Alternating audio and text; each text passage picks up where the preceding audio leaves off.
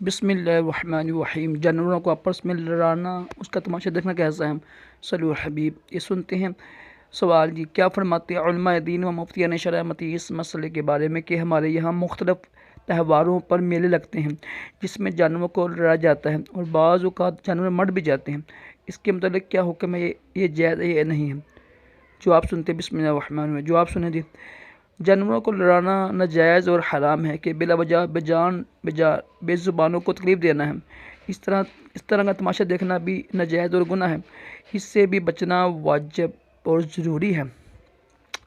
جانوروں کو لڑانے کے متعلق حدیث پاک میں ہے ترجمہ حضرت عبداللہ ابن عباس عنہما سے کہ انہوں نے فرمایا کہ رسول اللہ صلی اللہ علیہ وسلم نے جانوروں کو لڑانے سے منع فرمایا۔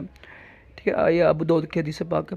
سیدی اعلیٰ حضرت فرماتے ہیں ہر جانور کا لڑانا، جیسے کہ لوگ مینڈک لڑاتے ہیں، لال لڑاتے ہیں، یہاں تک کہ حرام جانور مثلا ہاتھی، رچھ کا لڑانا بھی مطلقاً حرام ہے کہ بلا وجہ بے جانوں کو تکلیف دیتے ہیں۔